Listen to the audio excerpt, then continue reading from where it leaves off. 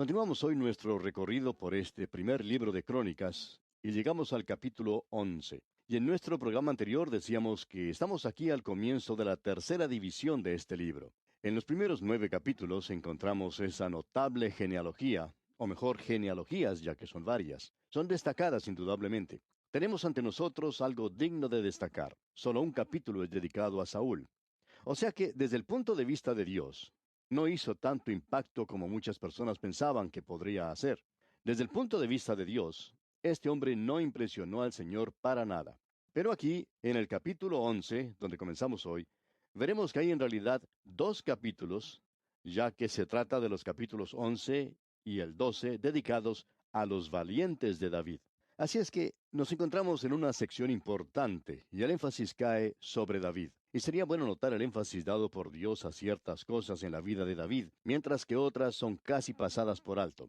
Por ejemplo, el pecado de David, que se considera en el capítulo 21 de este primer libro de Crónicas, no tiene nada que ver con Betsabé. Lo que él hizo fue un censo de la gente, y esto no es tratado en ninguna otra parte. Diríamos que ante los ojos de Dios, este fue el pecado más grande, y este es el que se destaca en este libro. Creemos, amigo oyente, que en estos días hay muchas personas y muchos creyentes también que consideran que algunas cosas son pecado y hay otras que no consideran como pecado. Pero van a llegar a la presencia de Dios un día y van a descubrir que estaban completamente equivocados en conexión con esto, que no estaban tan seguros como creían que estaban. Lo que ellos creían que era un gran pecado, quizá no lo era. Y lo que pensaban que era algo muy leve y sin importancia, Dios lo había considerado como un pecado. En la vida de David, todos pueden señalar el pecado que cometió con Betsabé, y Dios lo castigó por eso. Fue un pecado terrible, indudablemente, pero Dios lo perdonó porque él llegó y confesó su pecado al Señor. Pero este asunto del censo no parece ser algo muy malo. Sin embargo, veremos que fue algo importante en cuanto a lo que Dios se refiere. Y también veremos por qué. Quizás sea bueno para nosotros lograr una perspectiva diferente en cuanto a lo que realmente es el pecado. Es decir, el pecado en cuanto a ciertos hechos, algunas cosas que usted hace y ciertas cosas que dejamos de hacer. Vimos eso especialmente en nuestro estudio de la epístola a los romanos, y el gran principio que Dios señala allí para nosotros. Comencemos entonces con este capítulo 11, y tenemos aquí que el énfasis se encuentra en los hombres valientes de David. Vamos a ver cómo él llegó a ser rey. Leamos lo que dice el primer versículo de este capítulo 11 del primer libro de Crónicas. Entonces todo Israel se juntó a David en Hebrón, diciendo, He aquí nosotros somos tu hueso y tu carne. Usted recordará, amigo oyente, que cuando leímos en los otros libros dobles, cuando se mencionó esta historia, se nos dijo que David reinó por 7 años solo sobre 2 tribus en el sur, la de Judá y la de Benjamín, y que su reino estuvo en Hebrón. Todo eso ha pasado ahora. ¿Por qué? Porque Dios los está observando como una nación formada por todas las 12 tribus. Y en el libro de Dios, la fecha cuando él llegó a ser rey fue cuando lo hizo sobre las 12 tribus y cuando todo Israel lo llegó a aceptar. Ellos dijeron, nosotros somos tu hueso y tu carne. Y luego leemos aquí en el versículo 2, también antes de ahora, mientras Saúl reinaba, tú eras quien sacaba a la guerra a Israel y lo volvía a traer. También Jehová tu Dios te ha dicho, tú apacentarás a mi pueblo Israel, y tú serás príncipe sobre Israel mi pueblo. Usted puede notar que ellos están reconociendo la mano de Dios y que David no llega a ser rey hasta cuando todo el pueblo lo acepta como el elegido de Dios. Esto comenzó 7 años después que comenzó a reinar a la muerte de Saúl. Ahora el versículo 3 dice, y vinieron todos los ancianos de Israel al rey en Hebrón, y David hizo con ellos pacto delante de Jehová. Y ungieron a David por rey sobre Israel, conforme a la palabra de Jehová por medio de Samuel. Ahora David es ungido como rey de las 12 tribus, y en cuanto a Dios se refiere, entonces es cuando comenzó a reinar. Se nos dijo antes que reinó 7 años sobre 2 tribus, pero aquí no. Leamos ahora el versículo 4. Entonces se fue David con todo Israel a Jerusalén, la cual es Jebús, y los jebuseos habitaban en aquella tierra. David había inspeccionado esa tierra.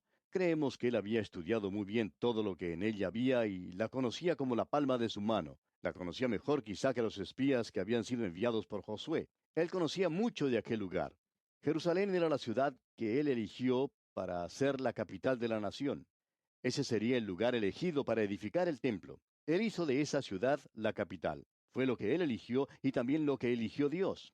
Ahora tenemos mucha información en la palabra de Dios sobre la ciudad de Jerusalén, y tenemos que aclarar que ella no es la misma o estaba en las mismas condiciones que la Jerusalén de hoy. Modernas excavaciones han demostrado que el muro de la ciudad estaba orientado en la dirección opuesta a la que tiene el día de hoy. La ciudad de David estaba ubicada en una depresión y uno siempre debía mirar hacia arriba cuando miraba al templo. Más tarde, cuando el muro fue trasladado a otro lugar, fue colocado en el monte Sión y en una posición más elevada. Y desde ese lugar se miraba hacia abajo cuando uno observaba el templo. Esa es la forma actual. Gran parte de la ciudad de Jerusalén se encuentra en nuestros días sobre la zona del templo.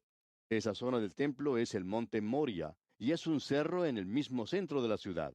Y del otro lado del muro está el Gólgota, el lugar de la calavera, donde el Señor Jesús fue crucificado. Este fue el lugar que David eligió. David tomó la fortaleza de Sión. En ese lugar hizo edificar su palacio. El monte Sión era un lugar muy especial para David. Veamos ahora lo que nos declara el versículo 6. Y David había dicho, el que primero derrote a los jebuseos será cabeza y jefe. Entonces Joab, hijo de Sarvia, subió el primero y fue hecho jefe. Este hombre Joab era el número uno en el servicio de David. Él era el primero, podemos decir que él era su consejero, el que comandaba el ejército. Él pertenecía a los valientes de David. Usted recordará que se nos ha dicho algo de sus hazañas cuando él se presentó por primera vez ante David, cómo guió al ejército y cómo luchó por David. Así es que este hombre llegó a ser capitán del ejército. Él era el que dirigía todos los asuntos militares en los días de David.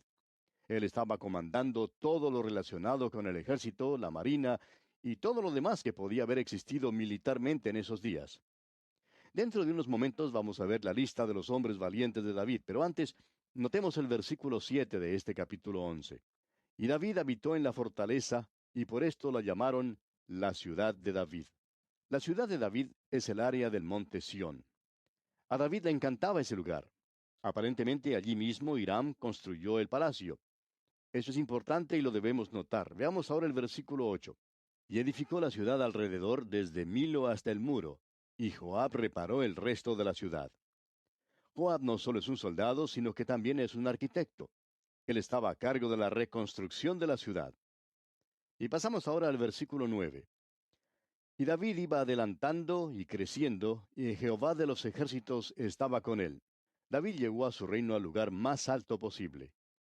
Pensamos que cuando uno mira o estudia cualquier ciudad de la historia antigua, cuando uno observa grandes naciones en el mundo, como lo fueron Egipto, Babilonia o Persia, y aún antes que ellas, la nación Etea, es necesario recordar que fue David quien llevó a esta gente al lugar de notabilidad e influencia por todo el mundo. Esa fue la base que permitió a Salomón presentar un testimonio al mundo en esos días. Y ahora tenemos la lista de los hombres valientes de David. Parecería algo extraño que esa lista esté incluida en este relato. Estos fueron los hombres que se unieron con David cuando éste fue rechazado. Ahora que él llega a ocupar una elevada posición, como lo es la de rey, ellos también son ascendidos en sus posiciones. Debemos decir aquí que existe una correlación entre esta situación y el Señor Jesucristo, y es algo que no debemos pasar por alto. El Señor Jesucristo está llamando hoy un pueblo para su nombre. Ellos son los hombres valientes del Señor. Los nuestros son días en los cuales Él es rechazado. De la misma manera como fue rechazado David, quien luego llegó a ser rey, pero que hasta ese momento no lo podía hacer porque Saúl estaba reinando.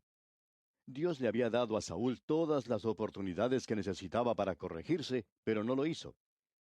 Por eso se encontraba David en un estado de rechazo, pero él había logrado reunir a sus hombres de valor. Ahora Cristo es rechazado por el mundo en nuestros días. No es necesario cansarse para poder destacar eso. Si usted, amigo oyente, no puede apreciar eso, entonces no puede apreciar nada. Usted y yo vivimos en un mundo que está rechazando al Señor Jesucristo. Pero durante este tiempo, Él está llamando para sí a un pueblo. Él es el Rey, y uno de estos días Él vendrá a tomar su lugar en el reino. Hoy, Él es nuestro Señor y nuestro Maestro, nuestro Salvador. Así es que debemos esperar hasta cuando Él llegue a tomar su lugar como Rey. Se nos dice en la Biblia que nosotros vamos a reinar con Él. Ahora, si Él es rechazado, ¿por qué los creyentes quieren llegar a ser las personas más populares en la ciudad? Usted, amigo oyente, no puede ser popular.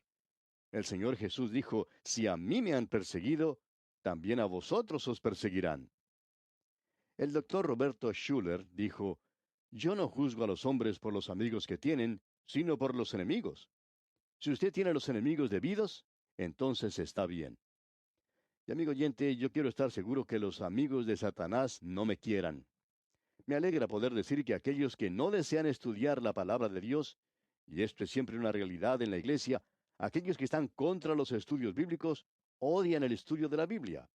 Algunos llevan una gran Biblia debajo de su brazo y parecen muy piadosos, pero en realidad, amigo oyente, odian estudiar la palabra de Dios. Y me alegro de no ser amigo de ellos porque siempre he insistido en el estudio de la Biblia. Usted es juzgado por los enemigos que tiene. Ahora, ¿cuáles son? Estamos en el tiempo del rechazo de Cristo, pero Él está llamando a sus hombres valientes. Volviendo ahora al primer libro de Crónicas, permítanos dirigir su atención hacia tres grupos de personas. Ya hemos mencionado uno de ellos antes. Son los que trajeron agua del pozo de Belén para que David la pudiera beber. Esa historia es emocionante. Veamos algunas de las cosas que ocurrieron durante el período de su rechazo. Leamos los versículos 16 al 19. David estaba entonces en la fortaleza, y había entonces guarnición de los filisteos en Belén. David deseó entonces y dijo, ¿quién me diera de beber de las aguas del pozo de Belén que está a la puerta? Y aquellos tres rompieron por el campamento de los filisteos, y sacaron agua del pozo de Belén que está a la puerta, y la tomaron y la trajeron a David. Mas él no la quiso beber, sino que la derramó para Jehová, y dijo, Guárdeme mi Dios de hacer esto. ¿Había yo de beber la sangre y la vida de estos varones, que con peligro de sus vidas la han traído? Y no la quiso beber. Esto hicieron aquellos tres valientes. Estos hombres son destacados como los más valientes. Y lo que usted puede ver es un cuadro hermoso. David había pasado su infancia en Belén. Esa era su ciudad natal. A la entrada de la ciudad había un pozo del cual en muchas ocasiones, cuando regresaba de cuidar sus ovejas, cansado y sediento, podía beber el agua para saciar su sed. En estos momentos los filisteos lo tienen rodeado y no puede ir al pozo a beber. Y él exclama entonces, ¿quién me diera de beber de las aguas del pozo de Belén? Era solo la expresión de un deseo nada más, no era una orden. Pero esos tres hombres rompieron el cerco de los filisteos, consiguieron el agua y se la trajeron. Lo interesante en la historia es que David no quiso aceptar el agua. Es decir, no la aceptó para beberla. La aceptó, pero para derramarla como una ofrenda a Jehová. Qué hermoso cuadro es este, amigo oyente. Agua del pozo de Belén. Ahora, ¿cuál es el agua de Belén? Ninguna otra cosa sino Cristo mismo. Piense, amigo oyente, en los innumerables actos de valor llevados a cabo por aquellos que a través de los siglos han ido a buscar esa agua para llevarla a un mundo sediento. Podemos pensar en cientos y cientos de personas que han dejado sus hogares para ir a tierras lejanas llevando consigo el agua de vida. En todos los países del mundo, ya sean de Europa, América Hispana, África y Asia, se puede ver hombres y mujeres dedicados, consagrados a esa tarea. Ellos han tenido que pasar muchas barreras para poder llevar consigo la palabra de Dios a quienes no la conocen. Creemos que el Señor no se ha olvidado de ellos. Estos tres hombres de valor, pues, irrumpieron a través de las fuerzas enemigas para cumplir su cometido. Fue algo maravilloso lo que hicieron. Luego notamos lo que hizo David con el agua. Lo que él había expresado no era una orden, solamente un deseo. Pero el Señor Jesús nos ha dado una orden de ir y predicar el Evangelio. Pero volviendo a David, ¿notó usted lo que él hizo? Él no era egoísta. No nos sorprende el amor y la valentía demostrada por sus soldados. Ellos estaban dispuestos a sufrir por él, porque él estaba dispuesto a sufrir con ellos. Él no quería beber el agua porque sus hombres no tenían agua para beber. Así que él tomó un lugar con ellos. Él reconoció el valor de sus hombres. ¿Recuerda usted lo que el Señor Jesucristo dijo allá en la cruz? Lo leemos allá en el Salmo 22. Dice, he sido derramado como aguas. Él tomó su vida y la derramó como agua en la tierra. Él hoy tomó su lugar en esta tierra. Dice la Escritura, porque un niño nos es nacido, Hijo nos es dado. Una historia de la Segunda Guerra Mundial cuenta que unos soldados habían quedado sin comunicación con su puesto de comando cuando una granada había cortado el cable de sus teléfonos de campaña. Se envió entonces a un soldado para que reparara el daño, y él hizo la conexión. Ahora el soldado no regresó. Cuando la batalla terminó, lo encontraron muerto, pero aún tenía en sus manos el alambre del teléfono uniendo las dos puntas. Él había hecho el contacto. El Señor Jesucristo, amigo oyente, es quien ha sido derramado como agua. Él hizo el sacrificio. Y nosotros también tenemos que hacer el sacrificio si queremos ser recompensados por Él. No es como algunos piensan que Él recompensará a todos. Ahora, el tercer incidente que deseamos resaltar es uno que es muy apreciado y se encuentra aquí en el versículo 22 de este capítulo 11 del primer libro de Crónicas. Leamos este versículo 22. Benaía, hijo de Joiada, hijo de un varón valiente de Capseel, de grandes hechos. Él venció a los 2 leones de Moab. También descendió y mató a un león en medio de un foso en tiempo de nieve. Esto sí que nos gusta, amigo oyente. Esto es realmente interesante porque este hombre mató a un león. ¿Y notó usted cuándo lo hizo? Lo hizo en un día de nieve. Es maravilloso tener creyentes que van a las reuniones cuando está lloviendo, en un domingo por la noche o a una reunión durante la semana. El Señor no deja pasar esas cosas desapercibidas, amigo oyente. Y bien, pasamos ahora al capítulo 12. Y aquí deseamos destacar un incidente que encontramos relatado en los versículos 15 al 18 de este capítulo 12. Estos pasaron el Jordán en el mes primero, cuando se había desbordado por todas sus riberas, e hicieron huir a todos los de los valles, al oriente y al poniente. Asimismo, algunos de los hijos de Benjamín y de Judá vinieron a David al lugar fuerte. Y David salió a ellos, y les habló diciendo, Si habéis venido a mí para paz y para ayudarme, mi corazón será unido con vosotros. Mas si es para entregarme a mis enemigos, sin haber iniquidad en mis manos, véalo el Dios de nuestros padres, y lo demande. Entonces el Espíritu vino sobre Amasai, jefe de los 30, y dijo, Por ti, oh David, y contigo, oh hijo de Isaí, paz, paz contigo, y paz con tus ayudadores, pues también tu Dios te ayuda. Y David los recibió, y los puso entre los capitanes de la tropa. Tenemos aquí a un grupo de hombres, pertenecían a la tribu de Gad, que se presentan ante David. Habían cruzado el río Jordán en la época de las inundaciones. Estaban listos a abandonar la lucha, y David sale a recibirlos, sale a verlos. Ahora David no sabía quiénes eran los que venían a él, no sabía si eran amigos o enemigos. Y les dijo, Si ustedes quieren hacerme daño, los voy a destruir. Pero ellos le dijeron, No, no, David, hemos venido para luchar contigo a tu lado. Esto es maravilloso, amigo oyente. Ahora no creemos que esto sea consagración. Creemos que es más bien servicio. Querían vivir por David, querían estar a su lado.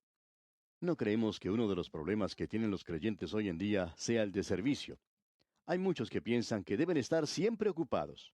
Pero ese no es nuestro problema, amigo oyente. ¿Quiere usted vivir por Cristo? Eso es lo que dijeron estos hombres. David, queremos estar a tu lado, queremos vivir para ti, queremos dedicarnos a tu servicio. Amigo oyente, permítanos decirle que Él, el Señor Jesucristo, le ha llevado sobre el Jordán por medio de su muerte y resurrección. Usted ha sido bendecido con toda clase de bendiciones espirituales, pero tiene que regresar al mundo para vivir una vida cristiana. En el cielo va a poder vivir una vida cristiana, pero Él quiere que la viva aquí, en la tierra, ahora mismo. Él dice, no ruego que los quites del mundo, sino que los guardes del mal. Eso es aquí, ahora y hoy. Y este es el único lugar donde usted tendrá la oportunidad de vivir la vida cristiana aquí en este mundo. Usted, amigo oyente, debe dedicarse a Él. Y creemos que le va a costar algo. Esa idea de que vivir la vida cristiana es algo pobre, es una cosa de timoratos, una vida llena de evasivas, tratando de evadir obligaciones y de hipocresía, es algo muy equivocado. Usted, amigo oyente, necesita cruzar el río desbordado. Va a tener que ir hasta David, va a tener que ir a aquel que es mayor que David, el Señor Jesucristo, y rendirse a Él. Qué gozo es, amigo oyente, poder estar al servicio del Señor Jesucristo. Y bien, aquí vamos a detenernos por hoy, amigo oyente, porque nuestro tiempo toca ya a su fin. En nuestro próximo programa, Dios mediante, comenzaremos a estudiar el capítulo 13 de este primer libro de Crónicas. Y continuaremos hablando de David y en particular de David y el arca que se menciona en los versículos 13 al 16 del capítulo 13. Ese es el punto de vista de Dios, del primer intento que hizo David por llevar el arca a Jerusalén. Y Dios tomó nota de eso, porque lo que David hacía era algo que complacía a Dios. Y David le dio énfasis a esto. Es que Dios no solamente lo ensalzaba porque ganaba sus batallas en la guerra, sino que lo ensalzaba porque estaba interesado en los asuntos espirituales. Eso era lo de mayor importancia. Esto es, pues, lo que veremos en nuestro estudio del capítulo 13 del primer libro de Crónicas. Y esperamos que usted, amigo oyente, nos acompañe mientras efectuamos ese recorrido.